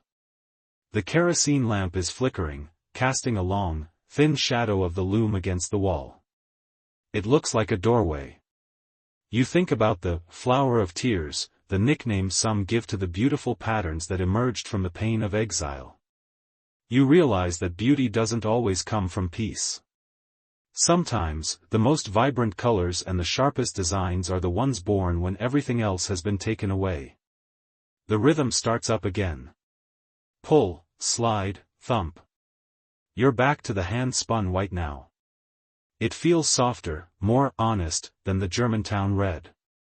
You're building the border now, the wall that will hold the lightning and the mesas together. You're weaving with a bit more intention now, a bit more gravity. You've touched the pain of the history, and it has made the rhythm feel more vital. You aren't just passing time, you're honoring the people who wove their way back home from the Bosque Redondo. The morning light filters into the Hogan, but today it feels a bit more commercial. You've survived the deep, heavy history of the long walk, and as you return to your loom, you're noticing that your rug is starting to look quite substantial. It's got weight. It's got personality. But more importantly, it has a potential price tag. You realize that you aren't just weaving in a vacuum, you're weaving for a world that is suddenly very, very interested in what you're making. You decide to take a break from the stool, roll up your half-finished work, carefully, so the tension doesn't go wonky, and take a metaphorical stroll down to the local trading post. Imagine stepping out of the quiet, dusty world of the mesa and into a building that smells like a dizzying mix of roasted coffee, raw wool, cured leather, and old floor wax. This is the Navajo trading post, the Wall Street of the desert. In the late 1800s and early 1900s, these posts were the only link between the dine and the outside world. This is the mainstream history you need to tuck under your arm. After the Navajo returned from exile, they found themselves in a cashless society. They had sheep, they had rugs, but they didn't have dollars to buy flour, coffee, or those fancy new steel shears. Enter the trader, men like Lorenzo Hubble at Ganado or J.B. Moore at Crystal. They weren't just shopkeepers, they were bankers, postmasters, and, most importantly, art directors. You lean against the heavy wooden counter of the post, watching a weaver negotiate the pawn for a beautiful turquoise necklace. The trader looks at a rug being spread out on the counter. This is where the rhythm of the loom met the rhythm of the market. And here is your obscure and slightly hilarious fact for the night. Did you know that some of the most traditional Navajo rug designs were actually inspired by Persian carpets? It's true. Traders like J.B. Moore realized that rich collectors in New York and Chicago wanted rugs that looked oriental, but with an exotic Western twist. He would literally show weavers pictures of Kerman and Shiraz rugs from Iran and say, "Can you make it like this, but with more lightning?" The weavers, being the brilliant artistic chameleons they are, said, "Sure, but we're doing it our way." They took the borders and center medallions of the Middle East and Navajofied them, creating the complex, regional styles we study today. As you watch the trader run his hand over the wool, checking the tightness of the weave, you can feel the tension in the room. This brings us to a spicy academic controversy that still has museum curators and historians throwing metaphorical shade at each other. There is a massive, ongoing debate over the agency of the weaver during the trading post era. One side of the scholarly aisle argues that the traders were essentially cultural dictators. They claim that by telling weavers which colors to use, like the famous Ganado red, and which patterns to copy, they effectively colonized Navajo art, turning a sacred, individual expression into a mass-produced commodity for white tourists. But the other side, and this is where it gets interesting, argues that this view is incredibly insulting to the weavers. They contend that the Navajo women were savvy, independent entrepreneurs who played the traders. They argue that the weavers purposely created styles to guarantee a paycheck while keeping their most sacred, personal designs hidden away for family use. Was the trader a savior who found a market for a dying craft, or a manager who erased the weaver's voice? Academic historians are still debating this, often caught between celebrating the art's survival and mourning its perceived loss of purity. You look at the shelves behind the counter, stacked high with colorful tins of Arbuckle's coffee and bolts of velvet cloth. You realize that for the weaver, this wasn't an academic debate about purity, it was about whether or not her family had sugar for their tea and shoes for the winter.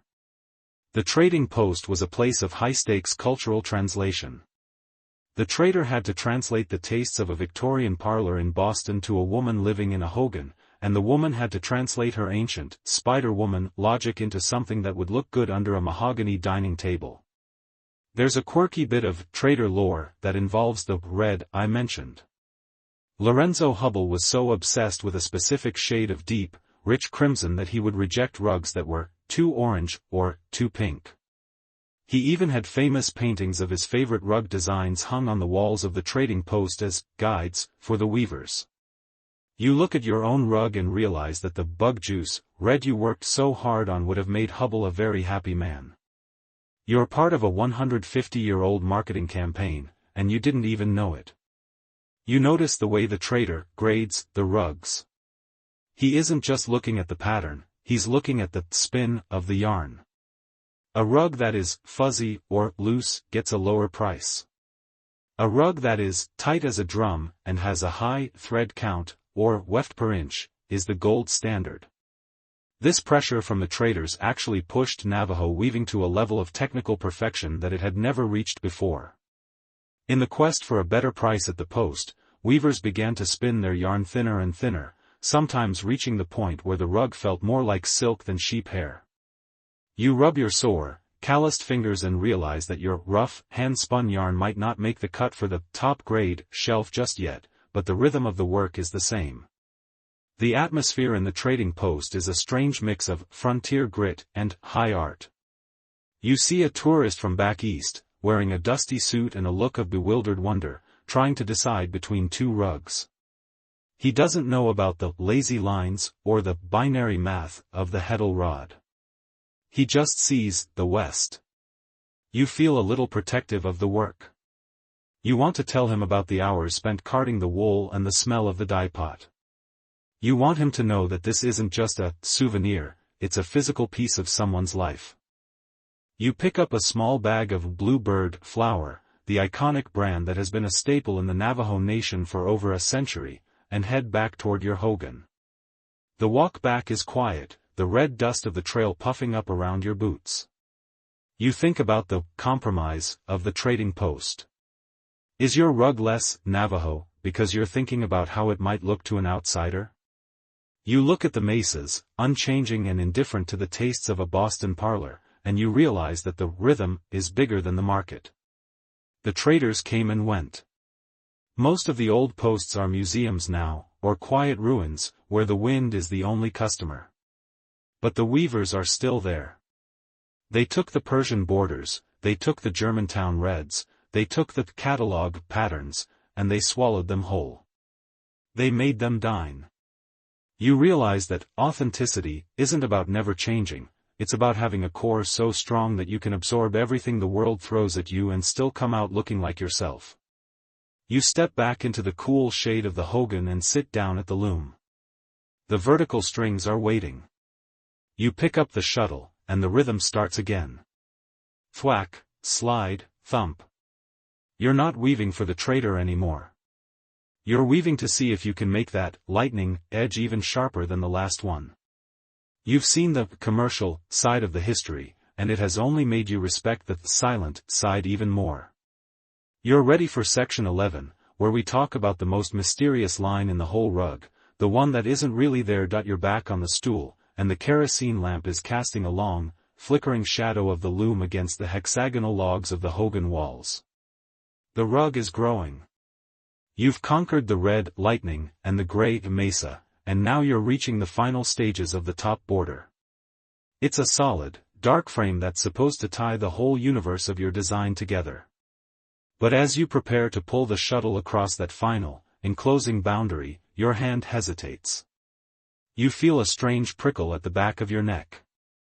It's a sense of closure that feels a bit too permanent. You look at the weaver, and she's watching your hand with a knowing look. She reaches out and points to a single warp thread near the top corner. "Don't forget the path," she whispers. This is the moment we talk about the most mysterious line in the world of textiles, the Chianatai, or the spirit line. If you look closely at many Navajo rugs, especially those with a solid, dark border, you'll see a tiny, intentional flaw. It looks like a single thread of a different color, usually the same color as the background of the rug, that cuts straight through the border to the outer edge. To an outsider, it looks like a mistake, a stray hair, or perhaps a moment where the weaver just checked out. But in the world of the dine, that tiny line is a high-stakes escape hatch. The mainstream history of this practice is fascinating because it's a direct response to a design revolution. For centuries, Navajo blankets didn't have borders. They were endless designs of stripes and diamonds that flowed right off the edges. But in the late 1800s, those trading post owners we talked about, the guys like Hubble and Moore, started insisting on framed rugs because they looked more like the Persian carpets that wealthy East Coast buyers recognized. The Navajo weavers complied, but it created a spiritual crisis. In Navajo philosophy, hazo, which means balance, harmony, and beauty, is a state of being, not a static destination. By putting a solid, unbroken border around a rug, you were effectively trapping the weaver's creative energy and thoughts inside the design. If you didn't leave a way out, the belief was that you could lose your mind, or even your soul, to the loom. You take a single strand of that creamy, natural white yarn. You're going to weave it right through the solid black border. It's a tiny act of rebellion against the perfect box. And here is your obscure and slightly spooky fact for the night. Some weavers believe that the spirit line isn't just for the weaver's soul, but for the spirit of the rug itself. There's an old saying that if a rug is too perfect and too closed, it becomes proud and might try to outshine the person who made it. By leaving that path, you're practicing a form of cosmic humility. You're acknowledging that only the holy people can create something truly perfect. It's a way of saying, I'm just a human with a wooden stick and some sheep hair, and I know when to let go. As you carefully pull that white thread through the black warp, you can almost feel the tension in your own head release. This brings us to a spicy academic controversy that has been simmering in the anthropology departments of the Southwest for decades. There is a persistent, heated debate over whether the spirit line is a genuine, ancient tradition or a marketed myth from the early 20th century. One group of historians argues that there is very little evidence of the Chianatai in rugs made before the 1900s. They claim that the traders, who were always looking for a story to sell to tourists, actually encouraged weavers to include the line because it made the rugs seem more mystical and spiritually authentic. They argue it was a clever marketing ploy to turn a potential design flaw into a sacred feature. However, Navajo weavers and oral historians strongly disagree. They argue that the practice was always there, but it was often invisible or woven in subtle ways that outsiders didn't notice. They insist that the taboo of the closed circle is a fundamental part of Navajo culture that predates any trading post. Was it a sacred escape hatch or a savvy sales pitch? Academic historians are still debating this, and depending on whether you value the archaeological record or oral tradition, you'll get a very different answer. You finish the line. It's barely a quarter-inch wide, a tiny stitching that breaks the black frame. You look at it, and for the first time, the rug feels finished in a way that doesn't feel like an ending. It feels like a beginning. You realize that the spirit line is a meta-commentary on the act of creation itself. It's a reminder that we shouldn't get so lost in our work that we forget to come back to the real world. In our modern lives, we're always closing the loop, finishing the project, hitting the deadline, checking the box. We're obsessed with closure. But the Navajo have a different idea: leave a crack. Leave a way out. Keep the story going. There's a quirky bit of weaver's lore about what happens if you don't leave a spirit line. Older weavers will tell you stories about weaver's fever, a state of intense, obsessive anxiety where you can't stop thinking about the pattern, even when you're sleeping. You start seeing warp strings in the stars and weft threads in the grass. It's a kind of geometric burnout. The spirit line is the antidote. It's the safety valve that lets the pressure of the count escape back into the desert. You look at your fingers, which are stained and calloused, and you realize that you've definitely felt a bit of that fever over the last few days. You've been dreaming in over 2 under 2. The hogan is very quiet now. The only sound is the soft hiss of the lamp and the occasional crackle of the wood in the stove. You're working on the very last few rows of the border. This is the hardest part physically. As the rug reaches the top of the frame, the space for the shuttle becomes smaller and smaller. You have to use a needle or even a thin piece of wire to thread the last few rows. The tension is at its absolute maximum. The loom is groaning under the weight of the completed rug. You find yourself moving slowly, almost reluctantly. You realize that you've become attached to the rhythm. The thwack slide thump has been the soundtrack of your life for this journey, and now it's about to fall silent. You look at the spirit line one more time. It's a humble little mark, but it's the most human thing on the loom. It's the part of the rug that says, a real person was here, they worked hard, they stayed focused, and then they went home. You take a deep breath, the scent of the lanolin and the cedar smoke feeling like a part of your own skin now. You're almost there. The lightning is contained, the mesas are solid, the borders are closed, except for that one tiny path. You realize that you aren't just weaving a rug, you're weaving a way to survive the beauty you've created. You're ready for the final stretch, the moment where the ladder to the sky is finally taken down, and the rug becomes a separate thing, ready to go out into the world. But for now, you just enjoy the quiet knowledge that your soul has a way out. You pick up the needle for the last few rows of the corner, and the rhythm continues, slower now, more deliberate, a long, fading echo of the desert wind that you're leaning back on your stool, your fingers still tingling from the fine work of the spirit line, and you find your eyes drifting toward the corner of the hogan. There, draped over a cedar chest, is something that makes your little yellow and red project look like a practice sketch. It's a blanket, not a rug for the floor, but a wearing blanket, covered in bold, horizontal bands of white, black, and a deep, indigo blue. It looks simple, almost minimal, but there's an energy to it that seems to vibrate in the low light. This is the legendary Chief's blanket, the Rolls-Royce of the 19th century Southwest. And as you look at it, you realize that if you were wearing this 150 years ago, you wouldn't just be dressed, you'd be walking around in a piece of currency worth more than some people's entire lives. The mainstream history of the Chief's blanket is a story of elite branding. Despite the name, the Navajo didn't actually have chiefs in the way Europeans understood the word, they didn't have a single king or a grand commander. The name came from the fact that these blankets were so expensive and so finely woven that only the wealthiest members of the surrounding tribes, the Ute, the Cheyenne, the Sioux, could afford them. To own one was to say, I am a person of immense power and even more immense resources. Historians categorize these blankets into 3 phases. Phase 1 was all about simple, elegant stripes. Phase 2 added small rectangles or blocks of color. Phase 3, the most famous, introduced the large diamonds and triangles that seemed to explode across the horizontal bands. It was a 100-year evolution of a single idea, how to make a horizontal line look like a masterpiece. You stand up and walk over to touch it. It's surprisingly light, not like the heavy, rug weight wool you've been working with. It's thin, supple, and feels almost like a heavy silk. This brings us to an obscure and slightly mind-blowing fact about the Chief style: these blankets were designed to be sculptural. When you look at it flat on a table, the stripes look perfectly straight. But the Navajo weavers were smarter than that. They knew this was a garment, something meant to be wrapped around a human body. They calculated the design so that when the blanket was draped over a person's shoulders, the stripes would meet at the back and front to create a new, three-dimensional pattern.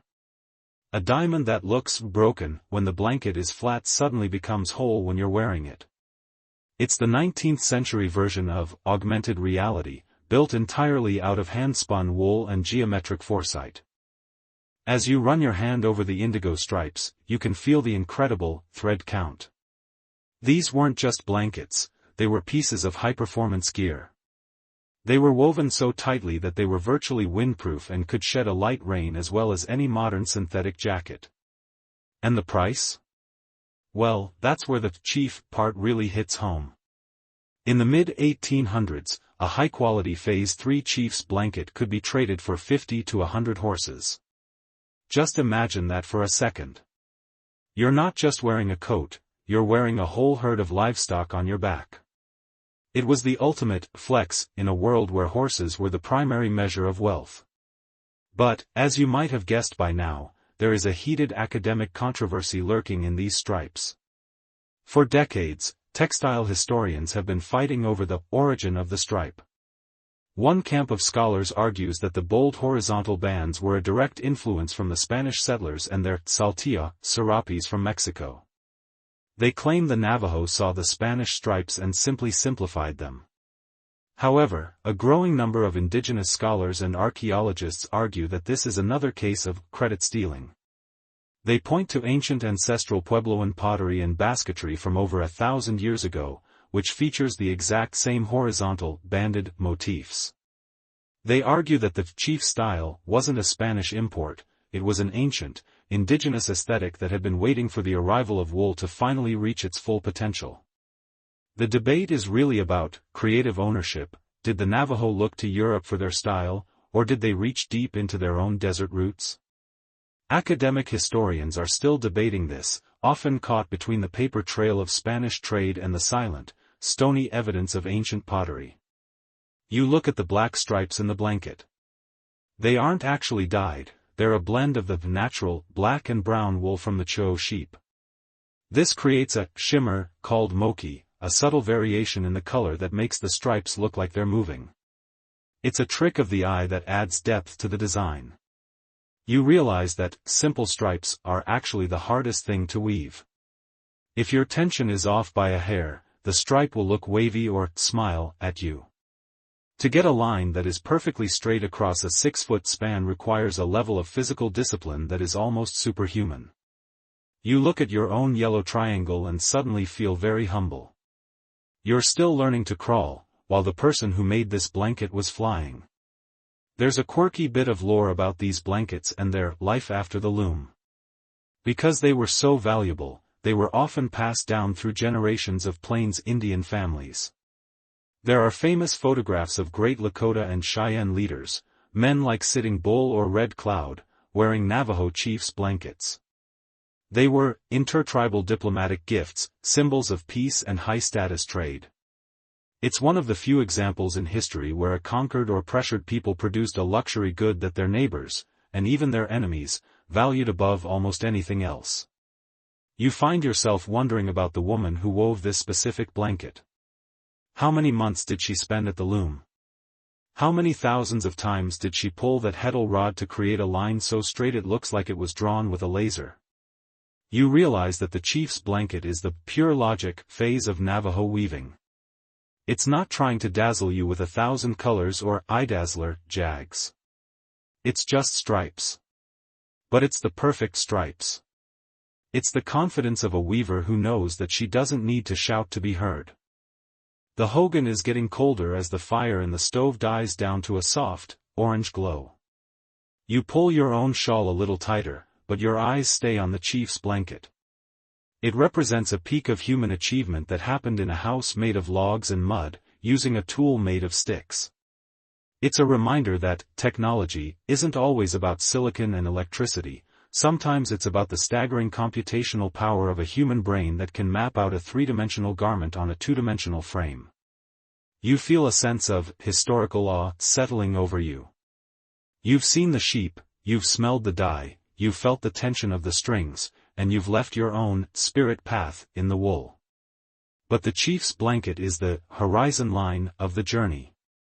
It's the proof that the rhythm of the loom can create something that transcends time, trade, and even the long walk of history. You're ready for the final chapters now. You're ready to see how this ancient rhythm survives in a world of computers and digital screens. You take one last look at the indigo stripes, which look almost black in the shadows, and you realize that the life way of the Dine isn't just a story, it's a solid, beautiful fabric that the world can't help but admire.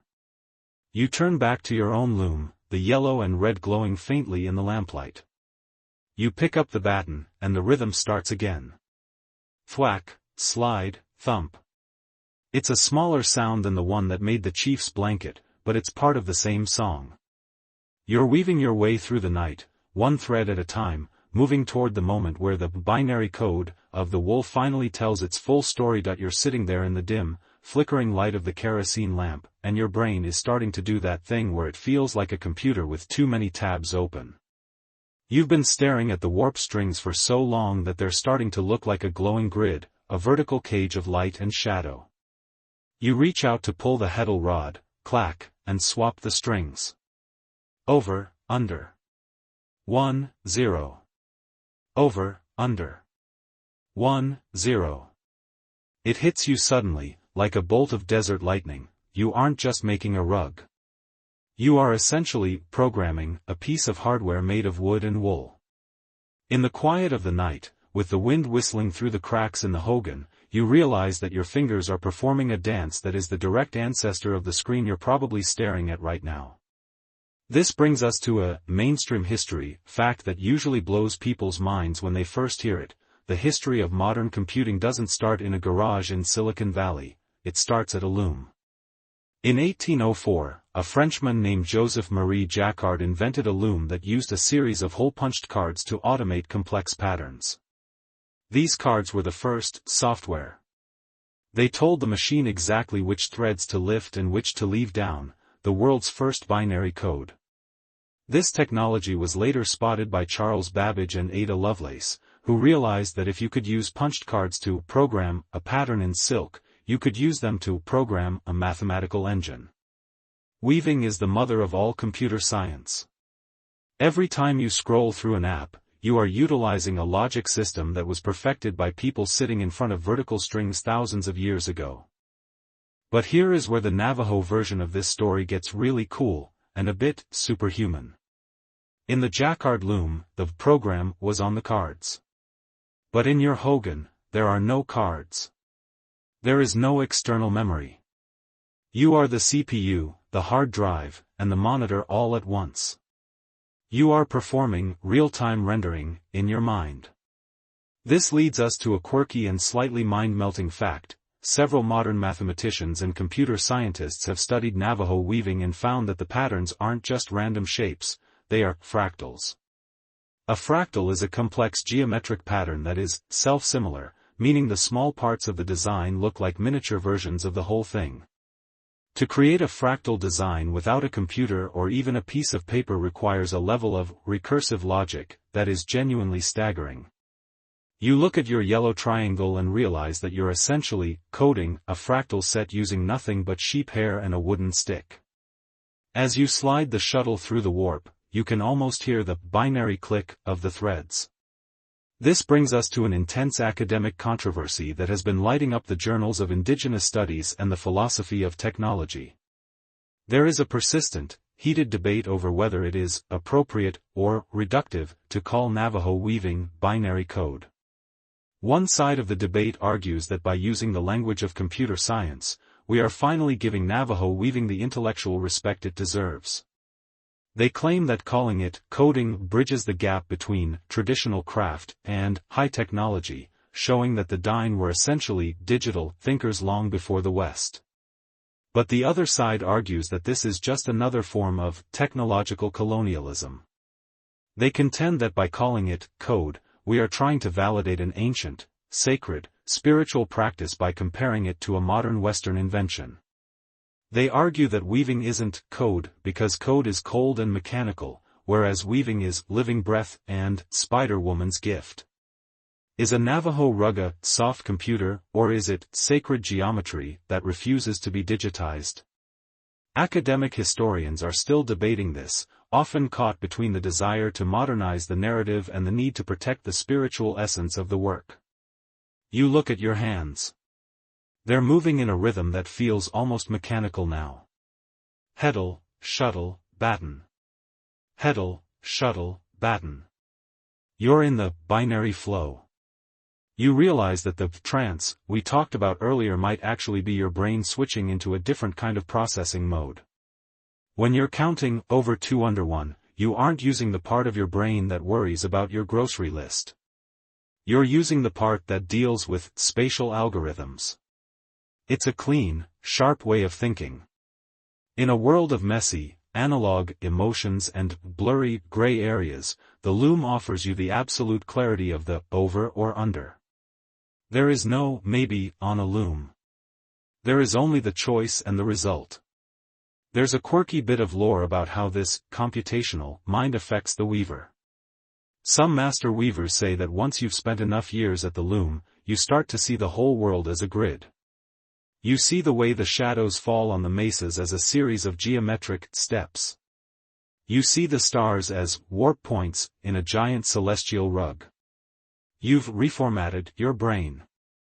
You look at the kerosene lamp and see the way the light is weaving through the air. You're definitely starting to feel the weaver's fever again, but tonight, it feels less like a fever and more like a system upgrade. You pull the batten down, thwack, and the sound is as crisp as a line of code being executed perfectly. You're working on a particularly difficult, serrated edge now. It's a zigzag that requires you to shift your count by 1 thread every single row. If you miss one, the circuit breaks. You have to be perfect. You realize that this is why Navajo rugs are so prized, not just because they're pretty, but because they are a record of flawless execution. In a world where everything is good enough, the rug demands exact.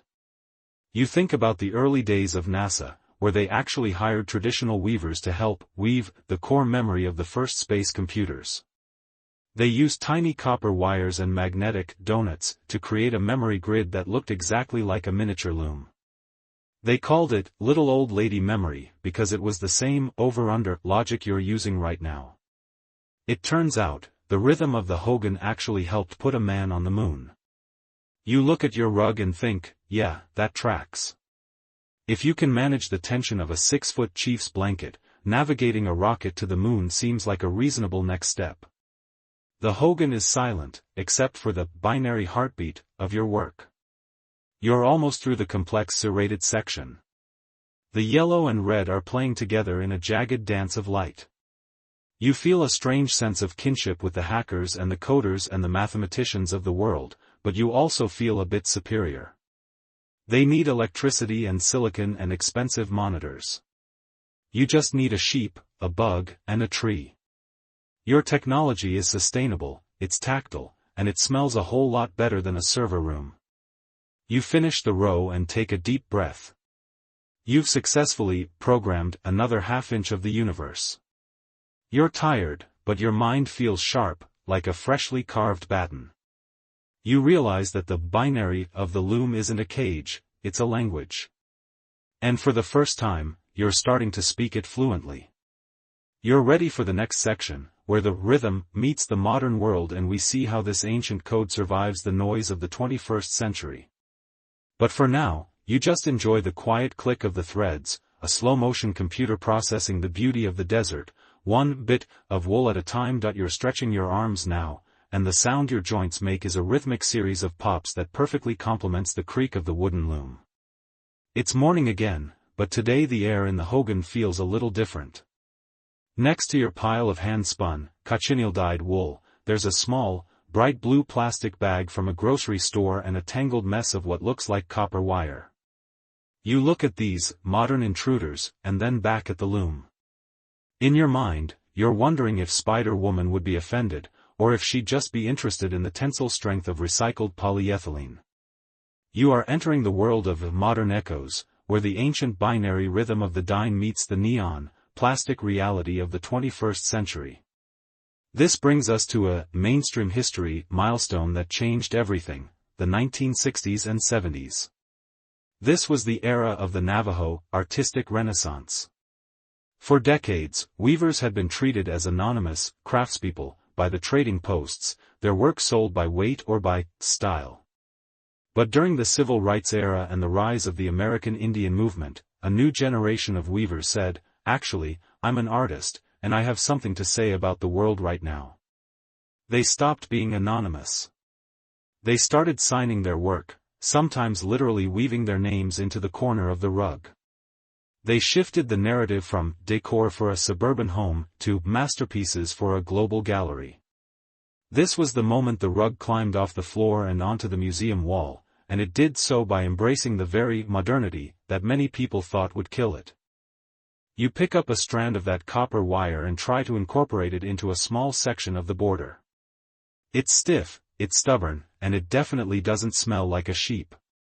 But as you fight to tuck it under the warp strings, you realize that the process hasn't changed at all. You're still counting. You're still swapping the heddle. You're still using the same mental logic that built the chief's blanket. And here is your obscure and incredibly cool fact for the night: some contemporary Navajo weavers have taken this modern material idea to the extreme. There are famous rugs woven entirely out of VHS tape, or shredded plastic bags, or even strips of film from old Hollywood westerns. It's a brilliant, snarky way of reclaiming the materials of a world that tried to erase them. If the world gives you trash and stereotypes, you weave them into a $20,000 piece of fine art. It's the ultimate cultural Uno reverse card. As you work with your hybrid materials, you can feel the weight of the most persistent academic controversy in the world of Native American studies. It's the authenticity trap. There is a heated, ongoing debate between traditionalists and modernists over what actually makes a Navajo rug Navajo. One group of scholars, often those who run the big auction houses, insists that real rugs must use hand-spun show wool and natural plant dyes. They argue that using plastic or commercial yarn is a dilution of the heritage. But contemporary indigenous scholars and the artists themselves argue that this is a museum-centered view of culture. They claim that tradition isn't a stagnant pool, it's a river. If the ancestors had access to neon pink yarn or copper wire in 1750, they would have used it. They argue that the Navajo-ness of the rug lies in the rhythm of the upright loom and the logic of the weaver's mind, not in the chemical makeup of the string. Academic historians are still debating this, often trapped in a loop of trying to define a living culture using a static checklist. You look at your copper-infused border and realize that you don't feel like you're diluting anything. You feel like you're just adding a new verse to a very old song. You decide to try something even bolder. You aren't weaving a diamond today. You're weaving a pictorial. In the late 19th century, some weavers started breaking the rules of geometry to weave images of the world around them. You start to build a tiny, pixelated pickup truck in the corner of your rug. Then a small, blocky airplane in the sky. It looks like a retro video game from the 80s, and you realize that's exactly what it is: low-resolution rendering in wool. Pictorial rugs are a fascinating quirk of history. During the early 20th century, weavers would often incorporate American symbols into their work, not because they were patriotic in the traditional sense, but because they were documenting the changing landscape. You see rugs with bluebird flower logos, or U.S. flags, or even the Harvey House girls from the railway stops. There are even rugs from the 1940s that feature warbirds, bomber planes and tanks, woven alongside traditional cornstalks. It's a tradition of weaving the news. You realize that the Loom is a newspaper, a photo album, and a protest sign all rolled into one. Your little yellow pickup truck isn't a gimmick, it's a record of the fact that you lived in a world where trucks existed. The Hogan is quiet, but you have a small radio playing in the corner. It's playing a mix of local Navajo news and a bit of synthpop. The juxtaposition of the 80s beats and the thwack of your wooden baton is perfect. You realize that the rhythm is incredibly adaptable. It can absorb the sound of a drum, the sound of a gasoline engine, or the sound of a digital synthesizer. This is why the culture hasn't disappeared. It didn't fight the modern world, it just wove the modern world into its own designs. You look at the weaver next to you, who is checking her Instagram on her phone while simultaneously beating down a row of indigo wool. She's part of a digital weaver collective where artists from all over the Southwest share photos of their work in progress. The binary of the loom has finally met the binary of the internet. And here's the funny thing, most of the traditional buyers in the big city still want the ancient-looking rugs. They want the calm, earthy tones that don't remind them of their office buildings. There is a strange irony in the fact that the weavers are using high-speed internet to sell the illusion of a slow, ancient world to people who are too stressed to weave their own socks. You finish the small airplane in the sky of your rug. It's a bright, commercial blue, a color that definitely didn't come from a plant. You love it. It makes the rug feel loud and alive. You're starting to understand that the rhythm of the loom is a form of armor. It protects the core of the culture by allowing the surface to change as much as it needs to. You can weave a landscape of mesas, or you can weave a landscape of skyscrapers. As long as you're sitting at that vertical frame, as long as you're counting over and under, the connection to Spider-Woman remains unbroken. The sun is moving toward the closing hour of the day. You've almost reached the very top of the loom. The space for the shuttle is so small now that you're using a long, thin needle to sew the last few rows of the pickup truck. It's tedious, surgical work. You feel a sense of pride in your modern rug. It's a bit messy, it's a bit weird, and it has a piece of a grocery bag in the corner, but it's an honest record of this moment in time. You put down your needle and rub your eyes. Tomorrow is the final day. Tomorrow, the tension will be released, and the rug will be cut from the frame. You've traveled through the sheep, the dyes, the geometry, the history of exile, the commercial trade, and the digital present. You feel like a human hard drive that is finally full. You look at your pixelated desert scene and smile. The rhythm is still there, pulsing under the surface of the neon yarn and the copper wire, a slow-motion heartbeat that refuses to be rushed by the 21st century. You're ready for section 15. You're ready for the big cut. You're ready to see if your universe can stand on its own 2 feet. But for now, you just listen to the soft static of the radio and the quiet sigh of the desert wind, realizing that even in a world of plastic and pixels, the lifeway of the wool is as solid as the rocks of Monument Valley. You are sitting in the absolute silence of the pre-dawn hour. The kerosene lamp has long since burned out, and the only light comes from the faint, ghostly silver of the moon through the smoke hole. You're huddled in your blanket, but your hands are exposed, working the very last 2 rows of your rug. There is no room left for the shuttle, and even the thinnest needle feels like a crowbar. You are literally sewing the final threads into the gap between the top horizontal beam and the finished wool. It's a tight, claustrophobic space, a microscopic battleground where the binary code of your project finally reaches its end-of-file command. You pull the final thread through, a tiny, invisible knot, and then, you stop. The thwack of the baton is over. The counting is done. The rhythm that has been your heartbeat for the last 2 weeks has finally come to a rest. You stand up, your legs feeling like they've been carved out of the same sandstone as the mesas outside. You reach out and touch the rug. It's no longer a collection of strings and yarn, it's a solid, heavy wall of color. The yellow pickup truck is parked in its red-bordered sky, the copper wire glints like a hidden secret in the lightning, and your spirit line is a tiny, brave path leading out of the black frame.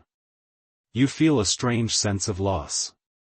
For days, this loom has been your mirror, your teacher, and your cage. Now, you're about to break the connection. This brings us to the mainstream history of the big cut. Traditionally, once a rug is finished, it's not just taken down, it's liberated. In the old days, these rugs weren't intended for the cold, white walls of a museum, they were built for the life way. They were used as heavy doors for the hogan, as bedding for a cold desert night, or as saddle blankets that protected the horse as much as the rider. The history of a rug didn't end when it left the loom, it began there. It would absorb the smoke of the fire, the sweat of the horse, and the stories of the family until it eventually, like the sheep it came from, returned to the earth. You realize that you aren't just finishing a product, you're completing a birth. You pick up a small, sharp knife. The tension on the frame is still high, you can hear the wood groaning, holding onto the wool with everything it's got. You start at the top, carefully cutting the lacing cords that hold the tension bar to the main frame. Snip. The sound is like a gunshot in the quiet room. The rug drops an inch. Snip. Snip. With every cut, the wooden frame seems to sigh in relief, the tension bleeding out of the poles. Finally, you reach the last cord. You hold the weight of the rug with one arm and make the final cut. The rug falls into your arms.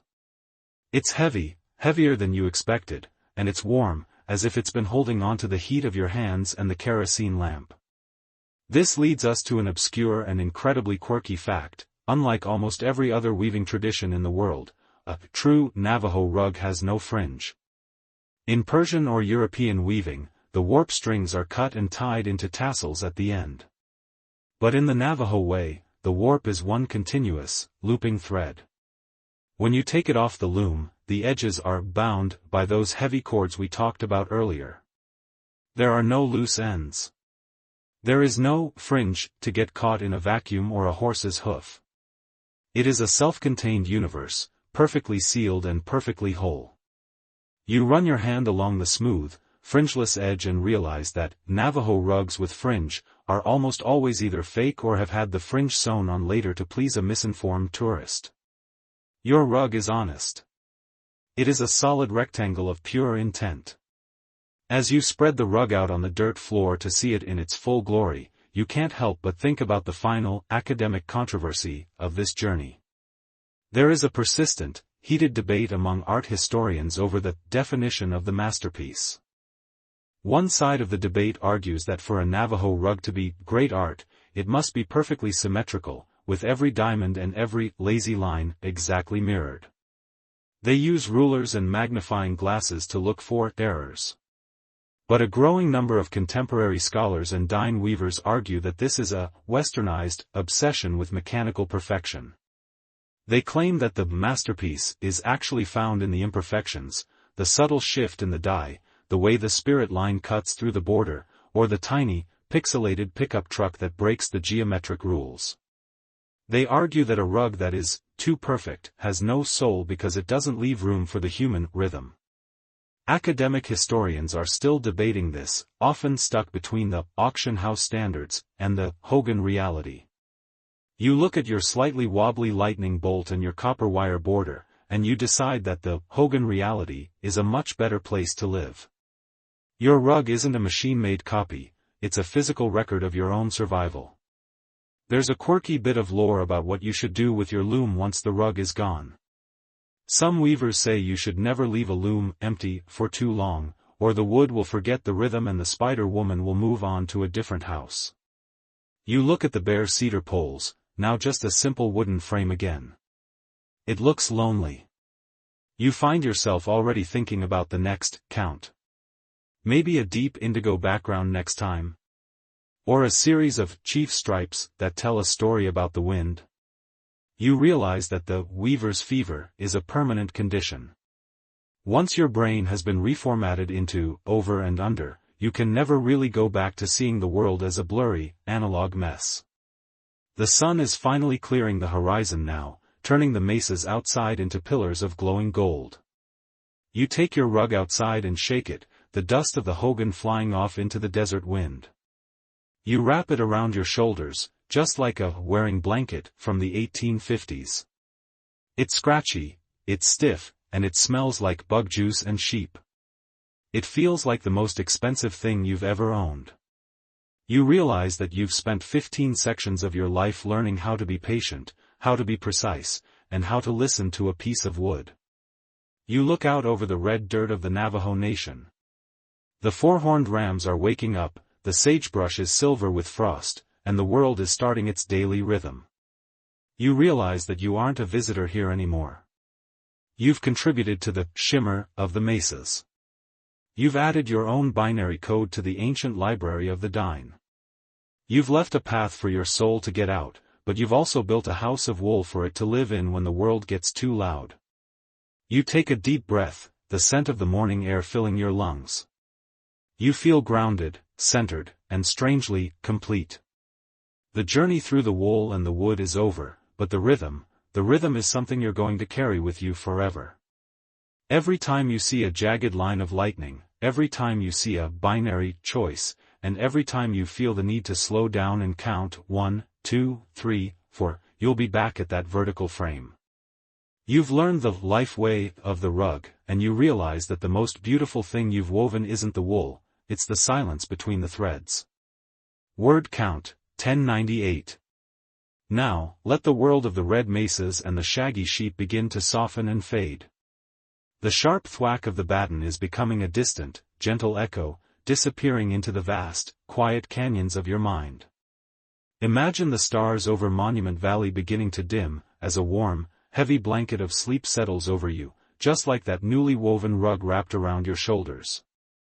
The smell of cedar smoke and desert rain is drifting away, replaced by the calm, cool air of the night. You are no longer counting strings or swapping the heddle. Your fingers are still, resting on the soft fabric of your own dreams. The binary world of over and under is blending into a single, peaceful now. The loom is empty, its work is done, and the Spider Woman has woven a quiet path for you to follow into the deep, dark indigo of a restful sleep. The tension in your back is melting away, the geometric puzzles of the day are dissolving into soft, blurry shapes, and the rhythm of the loom has slowed to the steady, quiet pace of your own breath. You are safe. You are warm. You are part of a story that stretches back 1,000 years and moves forward one heartbeat at a time. The desert is silent, the hogan is dark, and the night is yours. Sleep now, feeling the weight of the wool and the wisdom of the wood, and let the ancient rhythm carry you home. Everything is silent now. Good night.